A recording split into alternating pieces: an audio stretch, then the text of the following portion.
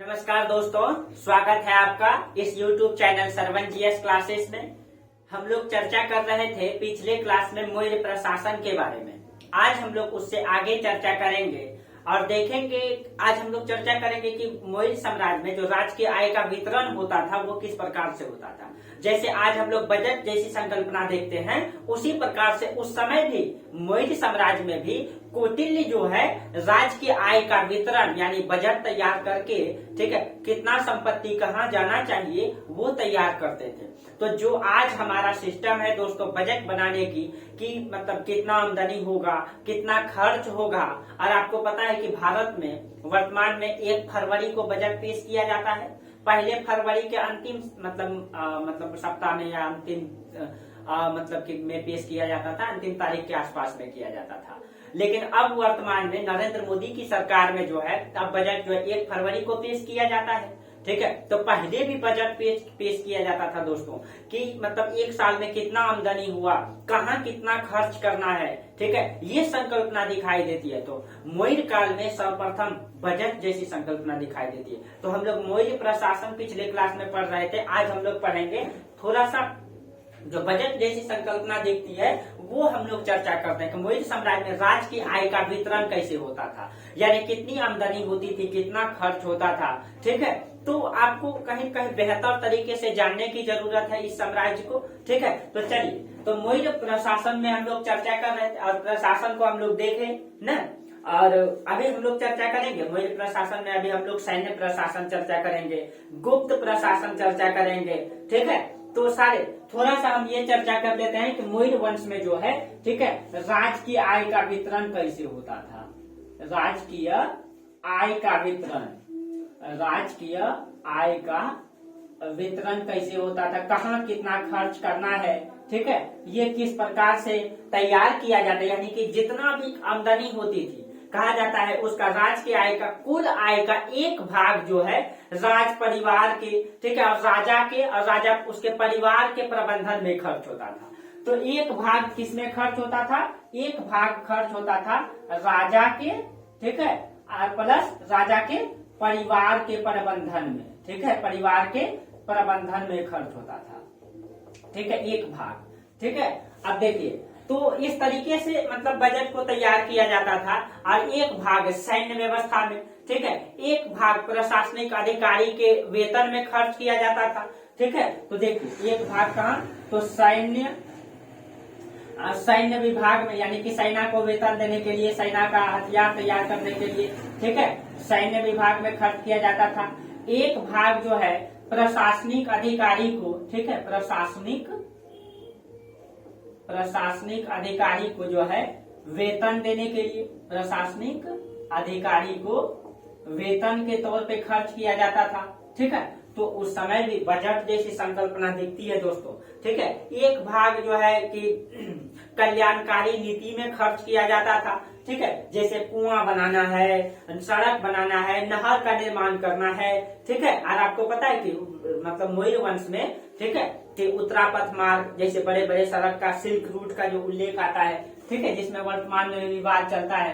तो इसमें 1 भाग जो है, ठीक है, कि कल्याणकारी नीति में, ठीक है, कल्याणकारी नीति में खर्च किया जाता था, ठीक है। कल्याणकारी नीति का मतलब क्या हो गया कि इसमें मान लीजिए सड़क बनाना है, ठीक है, नहर का निर्माण करना है, ठीक है, नहर निर्माण, सड़क निर्माण, तालाब का निर्माण, कुआं खुदवाना, सराय का निर्माण, ये सारी चीजें, ठीक है, आदि आप लोग लिख लेंगे, ठीक है। तो देखिए किस तरीके से बजट पेश किया जाता था, ठीक है। 1 भाग जो है कि शिक्षा के विकास में खर्च किया जाता था, ठीक है, आप लोग लिख लेंगे 1 भाग शिक्षा के विकास में खर्च किया जाता था, शिक्षा के विकास में। तो देखिए किस तरीके से बजट तैयार किया गया था, ठीक है, इस तरीके से। यानी कि उस समय, या इससे क्या होता है दोस्तों, देश का विकास होता है। कौटिल्य ने अपने अर्थशास्त्र में बजट के बारे में पूर्ण उल्लेख करते हैं, पूर्ण उल्लेख, यानी कितना मतलब खर्च होगा, और मतलब जिस अनुसार से आपका खर्च है दोस्तों, उस अनुसार से आप अगर बजट तैयार करते हैं, ठीक है, तो आपका परिवार अच्छा से चलता है। आप कम ही कमाते हैं, लेकिन खर्च अगर आप मतलब जोड़ के करते हैं, बजट तैयार करके करते हैं, मेरा आमदनी 1 मंथली में 8,000 है या 10,000 है या 50,000 है, तो हमको बच्चों की पढ़ाई में इतना खर्च देना है, ठीक है, हमको मतलब कि रूम रेंट इतना देना है, खाना में इतना, तो आप अगर बजट तैयार करके चलते हैं तो आपका ग्रोथ रेट क्या होता है, अधिक होता है, क्योंकि आप उससे बचत कर पाते हैं। लेकिन आप कमाते जाते हैं, खाते जाते हैं, आपका अंदाजा ही नहीं चलेगा कहाँ आया पैसा, कहाँ गया। लेकिन आप बजट तैयार करके करते हैं तो आप पैसा को क्या करते हैं, सेविंग कर पाते हैं। तो कहीं न कहीं मौर्य काल में बजट तैयार किया जाता था, ठीक है। एक भाग शिक्षा के विकास में, जैसे मतलब कि जब आता था पैसा आया, उसके बाद पैसा जब आ गया, यानी फसल कटाई हुई, फसल कटाई के बाद सब किसान जो है कि फसल पहुंचा दिया, उसके बाद तय किया जाता था कि कहाँ कितना खर्च करना है। तो देखिए किस तरीके से खर्च किया जाता था। राजा के राज परिवार के देख रेख में अलग खर्च होगा, सेना के लिए, प्रशासनिक अधिकारी को वेतन देने के लिए, इस तरीके से सिस्टम तैयार किया गया था, ठीक है। तो हमें मौर्य साम्राज्य को पढ़ करके, ठीक है, मतलब सीखना चाहिए इन सब चीजों को। आप अपने जीवन में भी बजट तैयार करें हर जगह, ठीक है। जैसे देश का बजट पेश होता है, राज्य का बजट पेश होता है, उस तरह आप भी अपने जीवन में बजट बनाएं, पढ़ के इन चीजों को लागू करें अपने जीवन में, ठीक है। उसके बाद चलिए, ये तो आपका था प्रशासन में, यानी एक प्रकार से बजट इसको कह सकते हैं। हम लोग पढ़ते हैं थोड़ा सा गुप्त प्रशासन। मौर्य प्रशासन में हम लोग गुप्त प्रशासन को पढ़ते हैं, ठीक है। और गुप्त प्रशासन बेहतरीन था दोस्तों। आपको पता है कि इतने बड़े साम्राज्य को, ठीक है, मगध की राजधानी पाटलिपुत्र से संचालित करना आसान नहीं था, ठीक है। पाटलिपुत्र से संचालित करना आसान नहीं था, क्योंकि उस समय परिवहन व्यवस्था बहुत अच्छी नहीं थी, ठीक है। घोड़ा से चलना पड़ता था, रथ से जाना पड़ता था। और पाटलिपुत्र में राजा है, यहाँ पे एक मतलब कि प्रांत है उसका, मतलब उसका प्रांत 5 प्रांतों में था, उसमें भी छोटे छोटे राज मतलब ये होते थे, ठीक है। सामंतवादी व्यवस्था नहीं था उस समय, लेकिन युवराज को नियुक्त किया जाता था, गवर्नर को नियुक्त किया जाता था। वो अगर विद्रोही हो जाते तो मान लीजिए तक्षशिला में विद्रोह हुआ, अब यहाँ से घोड़ा लेके जाने में यहाँ तक कितना समय लग जाएगा, कम से कम 4-5 महीना तो ज्यादा ही लग जाएगा, 4-5 महीना से, ठीक है। अब मान लीजिए यहाँ विद्रोह हुआ, राजा यहाँ दबाने गए, फिर यहाँ विद्रोह हो गया, तो घोड़ा लेकर के दौड़ना आसान तो था नहीं, ठीक है। इसीलिए मौर्य साम्राज्य को संचालित करने के लिए और तलवार के बल पे भी शासन करना उतना आसान नहीं था। लेकिन फिर भी कौटिल्य ने एक ऐसा सिस्टम तैयार कर दिया था, ठीक है, ताकि एक भी राजा या युवराज उसके समय में विद्रोह न कर पाए, ठीक है। जनता विद्रोह करता है दोस्तों, लेकिन एक भी राजा या युवराज जो है उसके समय में विद्रोह का प्रमाण नहीं आता है, ठीक है। क्यों? क्योंकि गुप्त प्रशासन बेहतरीन था दोस्तों, ठीक है। गुप्त प्रशासन, गुप्त प्रशासन, आज जिसको आप जासूस कहते हैं ना, उस समय यही था। गुप्त प्रशासन का प्रमाण उस समय दिखाई, तो हर चीजें आपको मिलेगा दोस्तों। ये कहाँ? कौटिल्य के अर्थशास्त्र में, ठीक है। गुप्त प्रशासन को जो है, मतलब गुप्त प्रशासन का जो प्रमुख होता था ना, उसको जो है महामात्यास्पर्श कहा गया है, ठीक है। हम लिख देते महामात्यास्पर्श। इसका जो प्रमुख होता था गुप्त प्रशासन का प्रमुख को क्या कहा गया है? महामात्यास्पर्श, ठीक है, महामात्यास्पर्श कहा गया है, ठीक है।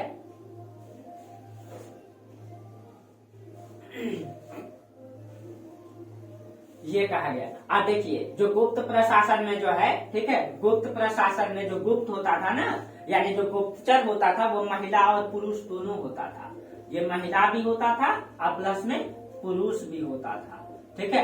महिला और पुरुष दोनों होता था। और कहा जाता है दोस्तों, महिला पुरुष में जो गुप्तचर थे वो 2 प्रकार थे, ठीक है। जो गुप्तचर थे, महिला पुरुष में तो महिला और पुरुष थे ही, लेकिन गुप्तचर जो थे ये 2 प्रकार के थे, ठीक है। एक को कहा जाता है संचरा, ठीक है, एक को कहा जाता है संचरा और एक को कहा जाता है संस्था, ठीक है। 2 प्रकार के थे। अब देखिए जो संस्था होता था वो अस्थाई होता था, ठीक है। जो संस्था होता था ये अस्थाई गुप्तचर होता था, अभी इसके बारे में समझाते हैं। और जो संचरा होता था, ठीक है, ये भ्रमणशील होता था, ठीक है। अब इसमें क्या अंतर है, ठीक है। एक तो पहले महिला और पुरुष दोनों होता था, ठीक है, उसमें भी 2 प्रकार का संचरा और संस्था होता था। इसमें क्या होता था, मान लीजिए कि ये दक्षिणापथ है, ये दक्षिणापथ प्रांत है, यहाँ पे कोई युवराज है, ठीक है, यहाँ पे कोई युवराज है। अगर ये राजा के खिलाफ, आपको पता है कि जब राजधानी से दूर कोई प्रांत होता था तो हर समय विद्रोह दिखाई देता है, हर समय राजा अपने आप को जो है स्वतंत्र करने का घोषणा करता रहता था, ठीक है, मतलब अपने आप को विद्रोही मतलब ये बना लेता था। तो होता क्या था, तो मान लीजिए यहाँ इस प्रांत में ये दक्षिणापथ है, यहाँ से बहुत दूर है, तो यहाँ पे राजा क्या करते थे, इसके मतलब इस युवराज को देखने के लिए, ठीक है, एक तो चर नाम का अधिकारी नियुक्त कर देते थे जो इसका देख रेख करते थे, जैसे वर्तमान में प्रधानमंत्री गवर्नर को नियुक्त कर देते हैं। प्लस में इसके पीछे जो है गुप्तचर लगा देते थे को तुम देखते रहना कि ये कोई मतलब राजा के खिलाफ कोई मतलब गलत साजिश तो नहीं रच रहा है, कोई साजिश तो नहीं बना रहा है, इसीलिए इसके पीछे गुप्तचर लगा देते थे, ठीक है, गुप्तचर लगा देते थे। और गुप्तचर में भी दोस्तों दो प्रकार का गुप्तचर था, एक संस्था और एक संरचना। इसका मतलब क्या है, जो संस्था था अस्थायी था, यानी इसी युवराज के राज्य में रहेगा, ठीक है, अस्थायी रूप से इसके राज्य में रहेगा, लेकिन इस राजा को पता नहीं चलेगा। तो कुटिल ने सोचा हो सकता है वो अस्थायी गुप्तचर राजा से घूस ले ले, तो इसीलिए एक गुप्तचर ऐसा रखे कि भ्रमणशील गुप्तचर, जिसको संचरा कहा गया है, यानी कि अब इस गुप्तचर के अंतर्गत भी एक गुप्तचर रखते थे, ठीक है, जिसको भ्रमण से संचरा कहा गया है, ठीक है, यानी ये डेली राजा के पास आएंगे। एक गुप्तचर जो जाते आते रहेंगे, हमेशा एक गुप्तचर जाते आते रहेंगे, यानी इस गुप्तचर को देखेंगे कि वो ठीक से काम कर रहा है कि नहीं, वहां राजा ठीक से काम कर रहा है कि नहीं। और ये जो संचरा है, ठीक है, इसमें बहुत गूढ़ पुरुष को रखा जाता था, मतलब बहुत ही विज्ञानी पुरुष को रखा जाता था, ठीक है, सब चीजें देख करके समझ लिया जाता था, ठीक है। और ये जो मतलब संचरा, ये हमेशा राजा से मिलते रहेगा, हर मतलब यहाँ से जाने आने में जो वक्त लगे राजा से मिलते रहेगा। और यहाँ पे, ठीक है, कहा जाता है, चंद्रगुप्त मौर्य कहता है कि चंद्रगुप्त मौर्य कहता है कि मैं कहीं भी रहूं, किसी भी अवस्था में रहूं, ठीक है, हमारा जो प्रतिवेदक है यानी संदेशवाहक है, यानी जो गुप्तचर है, वो हमसे कभी भी किसी भी महल में किसी भी अवस्था में मिल सकते हैं। सोचिए दोस्तों, किसी भी महल में, चाहे मैं कहीं पत्नी के पास क्यों न रहूं, लेकिन अगर संदेशवाहक आता है, गुप्तचर आता है, तो उस महल में भी उसको मिलने का अधिकार था। क्यों? क्योंकि ये बहुत मतलब इम्पोर्टेंट व्यक्ति था, ये मतलब मुख्य सूचना लेकर के आते रहता था, और ये व्यक्ति कभी भी घूसपैठ नहीं कर सकता है दोस्तों। क्यों? क्योंकि ये हमेशा राजा से मिलते रहता था, और राजा से मिलते रहने के कारण इसके अंतर्गत एक भय रहता था। अगर थोड़ा सा भी गलती करेगा तो इसको कठोर से कठोर दंड दिया जाएगा, फांसी पे लटका दिया जाएगा, कठोर दंड का प्रावधान किया गया था, ठीक है। हालांकि आर्थिक दंड को मान्यता दी गई थी, वरीयता दी गई थी, आगे चर्चा करेंगे, ठीक है। लेकिन इस प्रकार से गुप्तचर को रखा गया था ताकि कोई भी राजा मतलब कि मतलब या युवराज राजा के खिलाफ साजिश न रच पाए। और गुप्तचर में कैसा कैसा होता था, मतलब सपेरा को भेज दिया जाता था, साधु बना करके भेज दिया जाता था, ठीक है, सपेरा साधु मतलब पागल टाइप का आदमी, इस तरीके से बना करके भेजो। वो आदमी पागल की तरह घूरता था उसके राज में, लेकिन देखते रहता था कहाँ क्या क्या हो रहा है, राजा क्या कर रहा है, ठीक से काम कर रहा है कि नहीं, वेतन ठीक से मिलता है तो सैनिक को वेतन देता है कि नहीं, ये सब चीजें कंट्रोल करते रहता था। समाज में जाता था सपेरा बन के गुप्तचर, सांप वाप दिखाता था, लेकिन वो देखते देखते सब चीजें समझ जाता था कि ये सिस्टम यहाँ ठीक से चल रहा है कि नहीं। ऐसा सिस्टम तैयार किया गया था। सोचिए, आज भी हमारे मतलब कि जासूस होता है ना, आज भी कई देश का ना, जो जैसे पाकिस्तान का ISI है, गुप्त तरीके से काम करता है, ठीक है, अमेरिका का CIA है, भारत का रॉ है ना, तो आप लोग उसमें बड़े बड़े व्यक्तियों को मतलब देखे होंगे किस तरीके से क्रिमिनल को पकड़ते हैं वो लोग, साजिश तरीके से। तो उस तरीके से उस समय गुप्तचर प्रणाली था दोस्तों भारत में। और मौर्य काल में गुप्तचर को गूढ़ पुरुष कहा गया, आप लिख लेंगे, मौर्य काल में गुप्तचर को क्या कहा गया है, गूढ़ पुरुष, ठीक है, गूढ़ पुरुष कहा गया है। और गूढ़ पुरुष को यूनानी भाषा में ओवरसियर्स कहा गया है, ठीक है, ओवरसियर्स कहा जाता है उसको, ठीक है। इस तरीके से गुप्त प्रशासन चलता था, इस तरीके से गुप्त, आप मतलब जान करके हैरान हो जाएंगे कि ऐसा सिस्टम को तैयार किया गया था कि एक भी राजा, ठीक है, एक भी राजा जो है मतलब कि विद्रोह न कर पाए, विद्रोह करने के लिए सोचे तक नहीं, ऐसा सिस्टम को तैयार किया गया था, ठीक है। अब देखिए, उसके बाद हम लोग देखते हैं न्याय प्रशासन को, ठीक है। एक मिनट दोस्तों,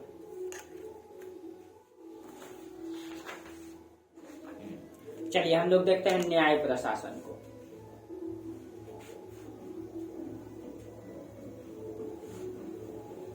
ये आपको समझ में आया होगा, ठीक है। बहुत ही मतलब बारीकी से समझना है ताकि कोई भी मतलब दिक्कत ना हो।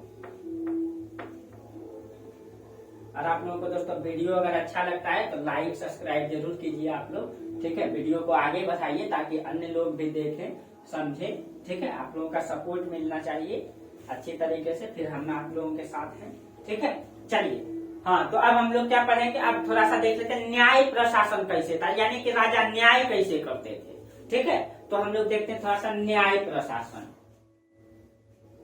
न्याय प्रशासन जैसे आज कानून के तहत जो है, कानूनी व्यवस्था के तहत न्याय दिया जाता है, उस समय भी न्याय प्रशासन था दोस्तों। और न्याय प्रशासन का प्रमुख हमेशा राजा होता था, यानी अंतिम निर्णय राजा का होता था। इसलिए तो मोयर प्रशासन मुख्य रूप से केंद्रीकृत प्रशासन था, सारी शक्ति केंद्र में निहित थी, ठीक है। तो न्याय प्रशासन का प्रमुख कौन होता था, इसका प्रमुख जो है राजा होता था, यानी अंतिम निर्णय न्याय के मामले में राजा करते थे, ठीक है। और न्याय जो है यहाँ मोयर वंश में पहली बार जो है, ठीक है, मतलब पहली बार दो प्रकार के न्यायालय की चर्चा की गई है, ठीक है। दो प्रकार के न्यायालय की बात की गई है, ठीक है। देखिए दो प्रकार के न्यायालय में कौन कौन सा था, ठीक है। एक तो आपका फौजदारी न्यायालय, ठीक है, तो उसको जो है वहां पे फौजदारी को कंटक शोधन न्यायालय कहा गया है, और दीवानी न्यायालय को धर्म अस्थायी न्यायालय कहा गया है, ठीक है। दो प्रकार के न्यायालय की चर्चा की गई है। एक सेकंड,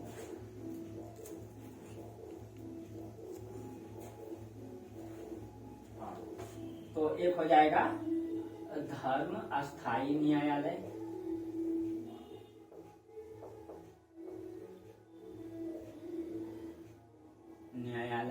और एक कंटक शोधन न्यायालय, कंटक शोधन न्यायालय। ये दो प्रकार के न्यायालय की चर्चा किया गया है।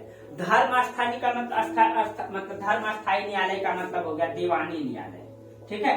दीवानी न्यायालय में जैसे जमीनी विवाद हो गया, ठीक है, कोर्ट मैरिज जो शादी होती है, ये सारे विवाद कहाँ जाएगा, ये दीवानी यानी कि धर्मस्थीय न्यायालय में, ठीक है। धर्म अस्थायी नहीं है, धर्मस्थीय न्यायालय, धर्मस्थीय न्यायालय, ठीक है। अब कंटक शोधन का मतलब हो गया फौजदारी न्यायालय, ठीक है, फौजदारी न्यायालय, ठीक है। जैसे मतलब कि केस में हो गया कि मारपीट हो गया, दंगा फसाद हो गया, ठीक है, चोरी डकैती, ये सब सारा कहाँ जाएगा, ये सब कंटक शोधन यानी फौजदारी न्यायालय में जाएगा। और दोनों में 3-3 न्यायाधीश होता था। न्यायाधीश जो है यहाँ भी 3 होता था, ठीक है, और यहाँ भी 3 न्यायाधीश होता था, ठीक है। 3-3 न्यायाधीश होते थे फैसला करने के लिए। अब देखिए जैसे वर्तमान में देखा जाए तो न्यायाधीश बनने के लिए, जज बनने के लिए, ठीक है, लॉ की पढ़ाई करनी पड़ती है, वकील बनने के लिए वकालत की पढ़ाई करनी पड़ती है। उस समय जो है कौन व्यक्ति जज बन सकता था, ठीक है, कौन व्यक्ति, तो इसके लिए कहा जाता है धर्मोपदा शुद्धि परीक्षण होता था, ठीक है। क्या होता था, धर्मोपदा शुद्धि परीक्षण। ये विधि जो पास करता था, ठीक है, उसी को जो है, ठीक है, उसी को न्यायाधीश नियुक्त किया जाता था। सबसे पहले ये देखा जाता था कि जो व्यक्ति है, कौन सा व्यक्ति जो है धार्मिक, चारित्रिक, ठीक है, शिक्षित, जो व्यक्ति शिक्षित रहे यानी कि अच्छा नॉलेज रखता था, वो चारित्रिक, उसका चरित्र अच्छा होता था, ठीक है, धार्मिक होता था, उसी को चुना जाता था। इसमें क्या होता था, जो व्यक्ति धार्मिक हो, ठीक है, धार्मिक का मतलब यहाँ दूसरा कॉन्सेप्ट था दोस्तों, ठीक है, सिर्फ धर्म को मानना ही धार्मिक नहीं होता है, ठीक है, धार्मिक हो, ठीक है। दूसरा चीज शिक्षित होना चाहिए, ठीक है, शिक्षित होना चाहिए यानी कि उनको वेदों का, न्याय का ज्ञान होनी चाहिए, ठीक है। उसके बाद धार्मिक शिक्षित के बाद चारित्रिक होना चाहिए, चारित्रिक होना चाहिए। आप कैसे उसका चरित्र को चेक करेंगे दोस्तों? आप तो शिक्षित चेक कर सकते हैं उनका सर्टिफिकेट देख करके, धार्मिक व्यक्ति है चेक कर सकते हैं, लेकिन उसका चरित्र अच्छा है या नहीं ऐसे कैसे चेक किया जाएगा?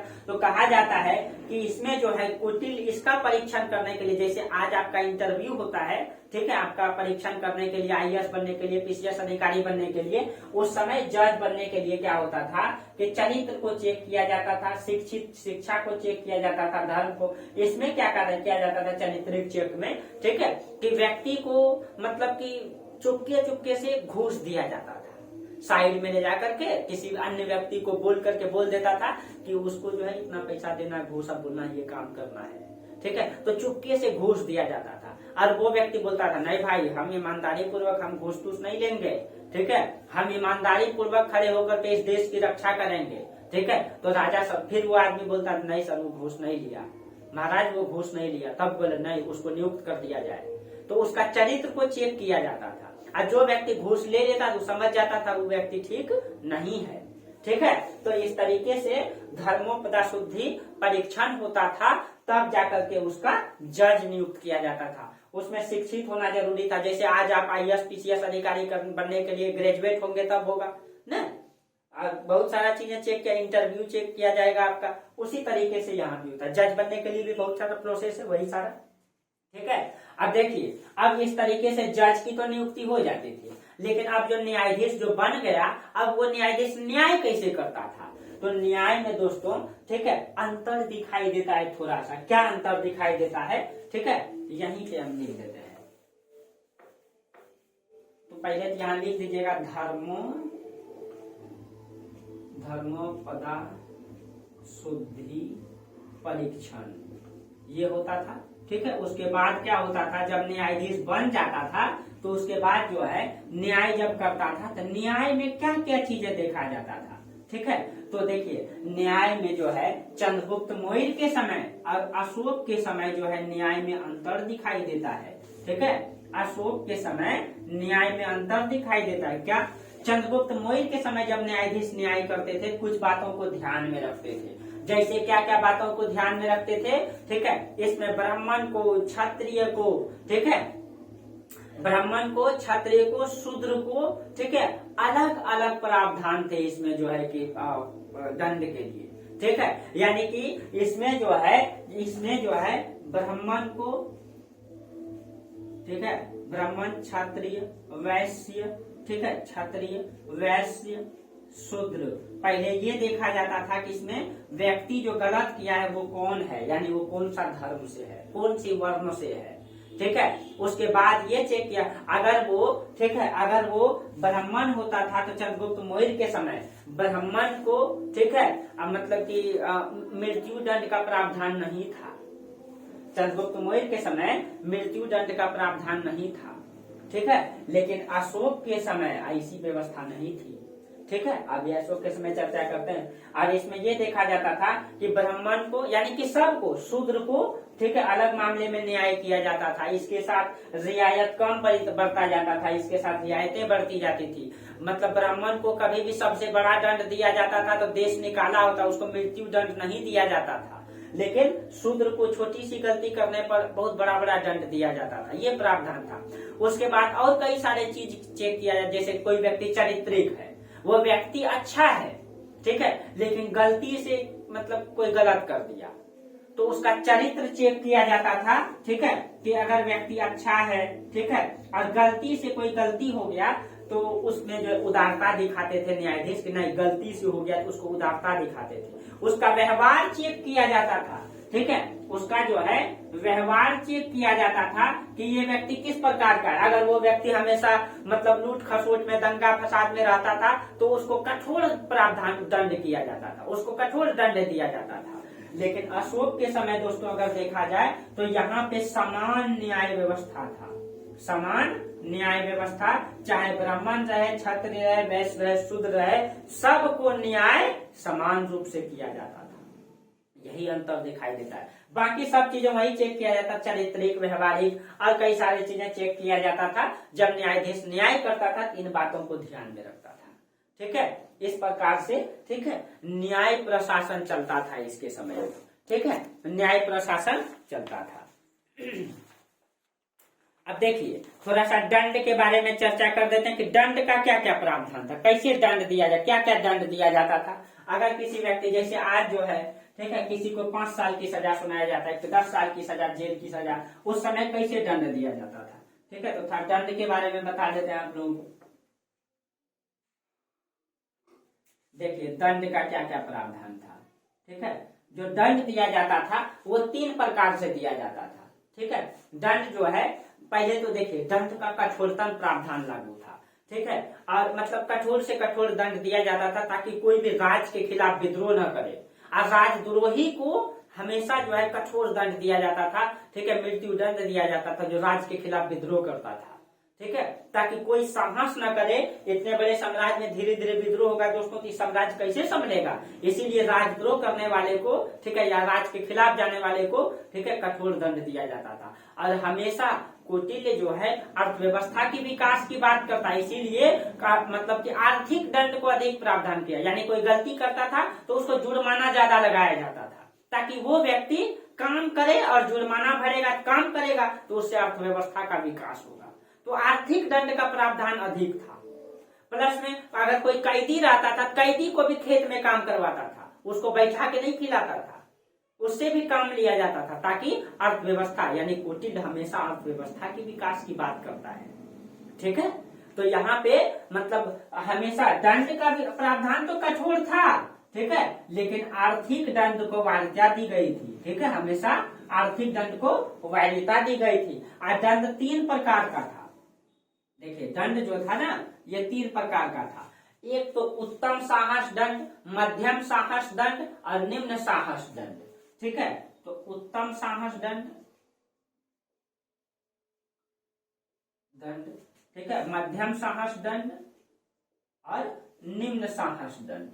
ठीक है, इसमें 3 प्रकार का दंड का प्रावधान था। यानी कि कोई व्यक्ति अगर बड़ा दंड मतलब कि गलती करता था तो उसको जो जुर्माना लगाया जाता था उसमें 500 से 1000 पन का इसमें जो जुर्माना लगता था। अगर कोई व्यक्ति को उत्तम साहस दंड का प्रावधान मिला, ठीक है, तो उसको जो जुर्माना लगाया जाएगा उसको 500 से 1000 मुद्रा, उस समय चलता था पन, ये प्रावधान किया जाता था कि 1000 से मतलब 500 से 1000 पन उसको देना पड़ेगा।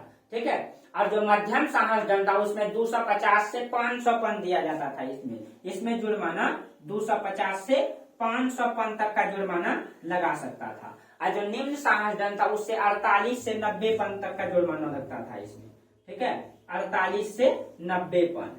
ठीक है, ये दंड का प्रावधान था। ठीक है, और मौर्य काल में इसके अलावा, ठीक है, ऐसा नहीं था दोस्तों कि सिर्फ और सिर्फ आर्थिक दंड दिया जाता था। ठीक है, इसके अलावा जो है कोड़ा मारने का प्रावधान था, मृत्यु दंड का प्रावधान था। ठीक है, और कई सारे प्रावधान थे मौर्य काल में। ठीक है, मृत्यु दंड, कोड़ा मारना, यानी कोई गलती किया तो उसको 5 कोड़ा लगा दो।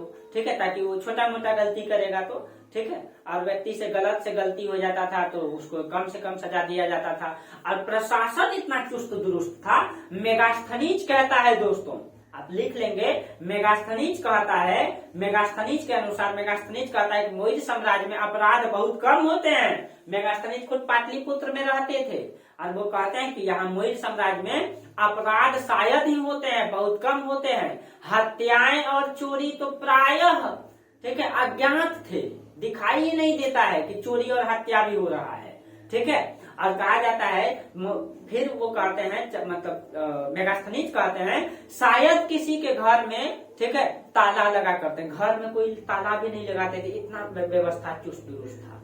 ठीक है, एक तो गुप्त प्रशासन, उसमें न्याय व्यवस्था कठोर। ठीक है, तो कहा जाता है कि मौर्य साम्राज्य को सिस्टम से जो बसाया गया था, ठीक है, उसको मतलब आज भी हमारे सरकार को सीखने की जरूरत है दोस्तों। ठीक है, इसको लागू मतलब किस तरीके से ये लागू किया गया था उस समय प्रावधान को, उस तरीके से ईमानदारी पूर्वक आज भी अगर प्रावधान लागू हो जाए तो हमारा साम्राज्य मौर्य साम्राज्य की तरह बन जाएगा दोस्तों, हमारा देश मौर्य साम्राज्य की तरह संचालित होने लगेगा। ठीक है, चलिए हम लोग जानते रहे, सीखते रहे। जब आप अधिकारी बनेंगे तो जरूर प्रयास करेंगे अपने क्षेत्रों में, ठीक है, अपने अपने क्षेत्रों में, तो जरूर एक न एक दिन देश बनेगा फिर से वही देश हमारा। ठीक है, वही चंद्रगुप्त मौर्य का देश, वही अशोक का देश। ठीक है, चलिए उसके बाद तो ये हो गया आपका न्याय प्रशासन। अब आपको बताते हैं सैन्य प्रशासन। ठीक है, सैन्य प्रशासन।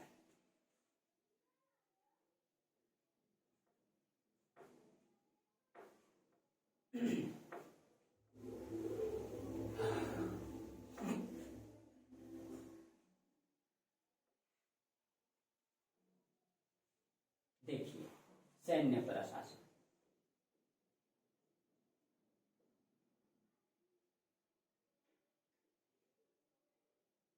तो इतने बड़े साम्राज्य में कहा जाता है जो सेना थी वो बड़ी मात्रा में थी दोस्तों। ठीक है, एक इतिहासकार स्ट्रैबो, ठीक है, स्ट्रैबो के अनुसार सेना जो लिखे हैं, जो स्ट्रैबो लिखे हैं, ठीक है, ये कहते हैं कि मौर्य साम्राज्य में 6 लाख पैदल सैनिक है। ठीक है, स्ट्रैबो के अनुसार 6 लाख पैदल सेना है। ठीक है, पैदल सेना 6 लाख। उसके बाद जो अश्वरोही है यानी कि घोड़ा वाला जो सेना है वो 30,000 है। ठीक है, 30,000 अश्वरोही, 30,000 क्या है? अश्वरोही है, 30,000 अश्वरोही। ठीक है, और जो हाथी सेना है वो लगभग 9,000 है। ठीक है, जो युद्ध में हाथी, जो युद्ध में उपयोग, हाथी तो बहुत था लेकिन जो युद्ध में उपयोग किए जाने वाला हाथी था, ठीक है, वो 9,000 जो है, ठीक है, हाथी सेना था। हाथी सेना जिसमें कि हाथी, अभी इसके बारे में और चर्चा कर देते हैं, हाथी सेना में कौन कौन जो कैसे कैसे सिस्टम चलता था। ठीक है, हाथी सेना, इसके अलावा कहा जाता है 1,000 रथ था उसके पास। ठीक है, लगभग 1,000 रथ। ठीक है, 1,000 रथ था। आप सोच सकते हैं दोस्तों, इसके अतिरिक्त जो है वाहन टुकड़ी था। ठीक है, जहाज रानी बेड़ा था। ठीक है, इसके अतिरिक्त आप लिख लेंगे जहाज रानी भी था, जहाज रानी बेड़ा भी था। ठीक है, जहाज रानी बेड़ा, ठीक है, ये सब मतलब भी था। ठीक है, वाहन टुकड़ी था, वाहन टुकड़ी भी था। इसके अतिरिक्त आप सोच सकते हैं दोस्तों, इतनी बड़ी सेना का संचालन मौर्य साम्राज्य में कैसे किया जाता होगा, कितना संपत्ति रहा होगा मौर्य साम्राज्य में। ठीक है, जो इतनी बड़ी सेना को वेतन देता होगा। आप सोचिए, इतने सेनाओं को कहा जाता है कि इतने सेनाओं को, सैनिक को राज्य के द्वारा वर्दियां दी जाती थी। ठीक है, अस्त्र शस्त्र दी जाती थी, कवच दिया जाता था। ठीक है, कवच दिया जाता था, नियमित वेतन दिया जाता था। ठीक है, मतलब कि उसके बाद जो रक्षा कवच होता है उसमें हेलमेट, ठीक है, हाथ में लगाने वाला जो कवच होता है, पैर में लगाने वाला जो कवच होता है, शरीर का कवच होता है। उसके बाद जो सेना होती थी, कुछ सेना तलवार रखती थी, कुछ सेना भाला, बर्छा, ठीक है, और मतलब वो एक प्रकार का मतलब कटार, ये सब सब सैनिक को प्रोवाइड किया जाता था। ठीक है, इतनी मतलब सैनिक को जो है ये सब चीजें प्रोवाइड किया जाता था। और जो मतलब युद्ध के रथ होते थे, जो बड़ा रथ होता था, कहा जाता है उसको हिष्ट पुष्ट, बड़का मोटा ताजा बैल रहता था, दूध हो, वो बड़ा वाला मतलब रथ को खींचता था। ठीक है, हिष्ट पुष्ट बैल। ठीक है, वो उसमें लिखा गया है, मतलब मौर्य काल का इतिहास में लिखा गया है कि हिष्ट पुष्ट बैल था। ठीक है, जो उसको खींचता था। ठीक है, और रथ में कौन कौन बैठता था? जो प्रत्येक मतलब जो मतलब रथ होता था, ठीक है, उसमें प्रत्येक रथ में जो 2 सिपाही रहते थे, एक सारथी रहते, सारथी मतलब जो चलाने वाला होता है, सारथी रहते थे। ठीक है, इस तरह। और जो प्रत्येक हाथी होता है, हाथी में 3 धनुर्धारी होता था, यानी कि तीर धनुष चलाने वाला धनुर्धारी सब। ठीक है, तलवार चलाने वाला धनुर्धारी, मतलब उस चीज में पारंगत हो। तो जो हाथी होता है उसमें 3 धनुर्धारी होता था, एक महावत होता था, महावत मतलब चलाने वाला। ठीक है, चलाने वाला। इस तरीके से उसका युद्ध का संचालन किया जाता था। ठीक है, और जो सिपाही को तीर धनुष, भाला, तलवार, कटार, बर्छा, ठीक है, मुसल, ये सब दिया जाता था। ठीक है, और इतनी बड़ी सेना का संचालन दोस्तों, आप सोचिए कि मौर्य साम्राज्य कैसे चलता होगा। और सेना का जो प्रकार है आप लिख लेंगे। ठीक है, सेना का प्रकार, सेना का प्रकार। तो सेना कितने प्रकार का है इसका मतलब, एक तो आपका पद सेना है, पद सेना है। ठीक है, उसके बाद अश्व सेना है, जो मतलब घोड़ा में चलता है, अश्व सेना है। उसके बाद आपका हाथी सेना है। ठीक है, हाथी सेना है। उसके बाद जो है कि नौ सेना है, यानी जहाज, जो पानी वाला जहाज है, नौ सेना है। ठीक है, नौ सेना है। और क्या है? हाथी सेना, पद सेना, अश्व सेना, हाथी, यही है। ठीक है, ये हाथी मतलब कि पैदल सैनिक है, घुड़सवार भी है, तो आपको लिख ही दिए, हस्ती सेना है, रथ सेना है, आप रथ सेना को लिख सकते हैं अलग से, ठीक है, इसमें रथ सेना भी है, ठीक है। तो इस तरीके से सेना का प्रकार होता था, ठीक है। इतनी बड़ी सेना का संचालन करने के लिए, ठीक है, जो सेना का प्रमुख होता था, ठीक है, इस विभाग का सबसे प्रमुख, तो पहले दोस्तों सेना का प्रमुख हमेशा राजा होता था और न्याय का प्रमुख, ठीक है। राजा जो है अपने नीचे एक सेनापति को रखता था जिसको सेना नायक भी कहा जाता है, सेना नायक, ठीक है। सेना नायक, इसको सेनापति ही लिखते हैं, सेनापति को रखा जाता था। और ये सेनापति जो है, जो मंत्री ना होता था ना 4 सदस्य, उसका ये सदस्य होता था ये सेनापति, ठीक है। और इसका वेतन जो है 48,000 पन होता था, 48,000 पन इसका वेतन होता था सेनापति। और सेनापति के नीचे नायक होता था, नायक, ठीक है, इसका वेतन 8,000 पन होता था, नहीं 12,000 पन होता था, ठीक है, 12,000 पन इसका वेतन होता था। और ये जो नायक क्या करता था, सैनिक टुकड़ी का संचालन करता था युद्ध में। मान लीजिए कि मतलब 6 लाख पैदल सेना है, तो 6 लाख पैदल सेना का संचालन कैसे होगा, तो 20 से 30 सेना का एक टुकड़ी बना देता था, उसका एक प्रमुख होता था। उस 20-30 सैनिक को देख रेख करना एक व्यक्ति का काम होता था, उसको नायक कहा गया है, ठीक है। तो सैनिक टुकड़ी को नायक कहा गया, उसके नीचे होता था, ठीक है। सैनिक 2 प्रकार के थे, एक अस्थायी सैनिक और एक अस्थायी सैनिक, ठीक है। सैनिक कितने प्रकार के थे, तो 2 प्रकार के थे। ये प्रकार अलग है दोस्तों, ठीक है, ये प्रकार अलग है। 2 प्रकार में, एक अस्थायी, ठीक है, और एक अस्थायी, ठीक है, अस्थायी होता था। अब देखिए अस्थायी, अस्थायी में क्या मतलब है कि अस्थायी सैनिक तो मान लीजिए कि जो था राज दरबार में, अस्थायी मान लीजिए कि कोई भीषण युद्ध हो गया, तो अस्थायी सैनिक यानी कि युद्ध के समय में जो किसान होते थे वो पहले से ट्रेंड होते थे, उसको युद्ध के समय में बुला लिया जाता था, ठीक है, और उसको जो है जितना दिन वो युद्ध लड़ेगा उसका वेतन उसको दिया जाता था। तो अस्थायी सैनिक हो गया वो, ठीक है, अस्थायी। अब इतने बड़े सैनिकों का संचालन कैसे होता है, तो मेगास्थनीज भी लिखते हैं इसके बारे में। मेगास्थनीज सैन्य प्रशासन का उल्लेख करता है, कहा जाता है कि सेना का जो प्रबंधन है वो 30 सदस्यों का 6 समितियां द्वारा किया जाता था, ठीक है। अब देखिए मेगास्थनीज कहता है कि इतने बड़े सेना का संचालन 30 सदस्य द्वारा होता है, 30 सदस्य द्वारा होता है, ठीक है। 30 सदस्य को 6 समिति में विभक्त कर दिया गया, तो 6 समिति में विभक्त कर दिया, तो एक समिति में कितना व्यक्ति, 5 व्यक्ति या 5 सदस्य, ठीक है, 5 सदस्य, यानी कि 6 समिति द्वारा, ठीक है, 5 सदस्य, एक सदस्य मतलब की समिति में रहेगा, उसको विभाजित करके इसका संचालन किया जाता था। तो आप लिख लेंगे, ठीक है, प्रथम समिति, द्वितीय समिति, तृतीय समिति, चतुर्थ समिति, ठीक है, इस तरीके से पंचम और छठी समिति, ठीक है। ये 6 जो प्रथम समिति होता था उसका जल सेना का प्रबंधन करता था, आप लिख लेंगे। प्रथम समिति का काम जल सेना का प्रबंधन करता था। जो द्वितीय समिति होता था वो रसद पानी का प्रबंधन करता था, रसद जुटाना, कितना रसद लगेगा, खाना पीना, युद्ध करने जाना है, 6 महीना लगेगा, साल भर लगेगा, उसका प्रबंधन करता था द्वितीय समिति। जो तृतीय समिति वो पैदल सेना का प्रबंधन करता था। जो चतुर्थ समिति वो अश्व सेना का प्रबंधन करता था। जो 5वीं समिति होता था वो हाथी सेना का प्रबंधन करता था। जो 6वीं समिति होता था वो रथ सेना का प्रबंधन करता था। और इस तरीके से सेना का संचालन, इतनी बड़ी सेना का संचालन किया जाता था, ठीक है। आप सोचिए इतने बड़े साम्राज्य को चलाने के लिए इतनी बड़ी सेना का संचालन किया जाता था। तो सेना का जो संचालन होता था, ठीक है, तो राज्य की आय जो था, आपको पता है प्राथमिक क्षेत्र में कृषि का विकास था, द्वितीय क्षेत्र में उद्योग का विकास था दोस्तों। उद्योग का विकास तब था, तब ना इतनी बड़ी बड़ी हेलमेट, कवच तैयार किया जाता था लोहा पिघला करके, ठीक है। और मतलब सिल्क रूट का भी व्यापार भी दिखाई देता है, विदेशी व्यापार। तो आपको आगे व्यापार भी पढ़ाएंगे, ठीक है, मौर्यकालीन अर्थव्यवस्था में आपको व्यापार भी बताएंगे, ठीक है। तो इतनी बड़ी सेना का संचालन जो है इस तरीके से किया जाता था, ठीक है। आप सोच सकते हैं इतना बड़ा सेना कैसे संचालित किया जाता होगा, ठीक है। आप सोचिए दोस्तों। चलिए, तो ये था आपका सैन्य प्रशासन, ठीक है। उसके बाद है मौर्यकालीन अर्थव्यवस्था। तो हम लोगों को दोस्तों अर्थव्यवस्था के बारे में अगली क्लास में चर्चा करेंगे, ठीक है।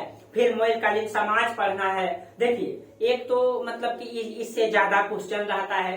अगर आप बीपीएससी देंगे तो अधिकतर क्वेश्चन आप उल्टा करके देखिए मौर्य कला, पाल कला, ठीक है, यानी पाल वंश से, मौर्य वंश से, ठीक है, यानी बिहार का मुख्य इतिहास तो यही है ना, बिहार से न संचालित किया जाता है। तो जब आप अलग से बिहार का इतिहास पढ़ेंगे तो यही पढ़ेंगे। इसीलिए आपको हम अच्छा से डिटेल से चर्चा करते हैं, चाहे आप पीसीएस दें चाहे बीपीएससी दें। बीपीएससी देंगे तो और इम्पोर्टेंट है, पीसीएस देंगे तो भी इम्पोर्टेंट है। इतने बड़ी साम्राज्य से बहुत क्वेश्चन रहता है, ठीक है, लिखना भी है, ऑब्जेक्टिव भी तैयार करना है, ठीक है। तो इसीलिए इससे हम लोग डिटेल से चर्चा करेंगे। इसीलिए धीरे धीरे एक एक करके, चाहे क्लास कितना भी जाए कोई दिक्कत नहीं है। बस आप लोगों को अगर दिल लगता है पढ़ाई में, मेरा क्लास अच्छा लगता है, तो आप कंटिन्यू क्लास कीजिए, इसका नोट्स बनाइए। आप लोगों को डेली पीडीएफ तो मिल ही जाता है। टेलीग्राम मेरा ग्रुप है, ठीक है। और जो नहीं जुड़े हैं टेलीग्राम ग्रुप में, वो डिस्क्रिप्शन में लिंक है, उसमें जाके क्लिक करेंगे, मेरा टेलीग्राम में जाकर के खुल जाएगा, उसमें आप ज्वाइन कर जाएंगे, ठीक है।